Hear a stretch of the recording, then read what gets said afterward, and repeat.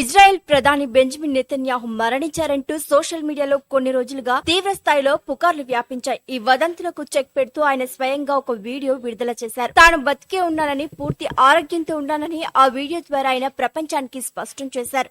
Jerusalem సమీపంలోని ఒక cafe లో ఆయన కాఫీ తాగుతూ కనిపించిన దృశ్యాలు ఇప్పుడు సోషల్ మీడియాలో వైరల్ గా మారాయి. ఈ వీడియో ద్వారా ఆయన తన మరణం గురించి వచ్చిన వార్తలను తీవ్రంగా ఖండించారు. ప్రస్తుతం ఇజ్రాయెల్, ఇరాన్ దేశాల మధ్య యుద్ధ వాతావరణం తీవ్ర స్థాయిలో ఉద్రిక్తతలు కొనసాగుతున్నాయి. ఇలాంటి కీలక సమయంలో టెల్ అవీవ్ లో జరిగిన ఒక ముఖ్యమైన మిలిటరీ కౌన్సిల్ సమావేశానికి నెతన్యాహు హాజరు కాలేదు. కేవలం రక్షణ మంత్రి, ఇతర సైనిక ఉన్నతాధికారులు మాత్రమే ఆ సమావేశంలో పాల్గొన్నారు. ప్రధాని లాంటి ముఖ్యమైన వ్యక్తి ఇలాంటి కీలక సమావేశానికి ఎందుకు రాలేదనే అనుమానాలు ప్రజల్లో మొదలయ్యాయి. సరిగ్గా అదే సమయంలో ఇరాన్ అనుకూల మీడియా వర్గాలు ఆయనపై దాడి జరిగిందని, ఆయన ప్రాణాలు కోల్పోయారని వార్తలు ప్రచారం చేశాయి.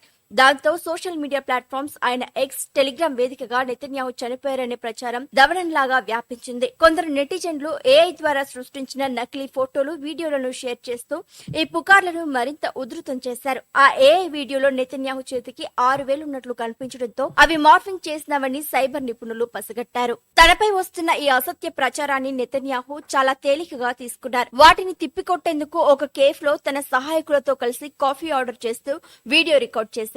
అందులో ఆయన నవ్వుతూ, వాళ్ళు నా గురించి ఏమంటున్నారు, నేను చనిపోయానా? అవును, నేను కాఫీ కోసం చచ్చిపోతున్నానంటూ తనదైన శైలిలో చమత్కరించారు. అంతేకాకుండా తన 2 చేతులను కెమెరాకు దగ్గరగా చూపిస్తూ, నా 2 చేతులకు 5 వేళ్లు మాత్రమే ఉన్నాయి, కావాలంటే లెక్క పెట్టుకోండి 6 వేళ్లు ఉన్నాయంటూ వచ్చిన ఏఐ నకిలీ వీడియోలకు ఆయన గట్టిగా సమాధానమిచ్చారు. తన దేశ ప్రజల రక్షణ కోసం తాను ఎప్పుడూ ప్రాణాలు ఇచ్చేందుకు సిద్ధంగా ఉంటానని ఆయన ఈ సందర్భంగా ధీమాగా వ్యాఖ్యానించారు. మరోవైపు ఈ వదంతులపై ఇజ్రాయెల్ ప్రధాని కార్యాలయం కూడా అధికారికంగా స్పందించింది. ఇంటర్నెట్ లో వ్యాపిస్తున్న వార్తలన్నీ పూర్తిగా అవాస్తవమని, కేవలం శత్రువులు ఆడుతున్న మైండ్ గేమ్ అని తేల్చి చెప్పింది.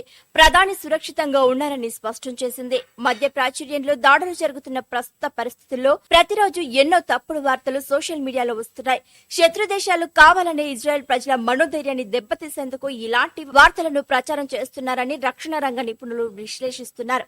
ఈ తాజా వీడియోతో ఇజ్రాయెల్ ప్రజల్లో ఉన్న భయాలు, ఆందోళనలు పూర్తిగా తొలగిపోయాయి. నెతన్యాహు అత్యంత ధైర్యంగా పుకార్లకు ముగింపు పలకడం అంతర్జాతీయ మీడియాలో కూడా ప్రముఖంగా వార్తల్లో నిలిచింది.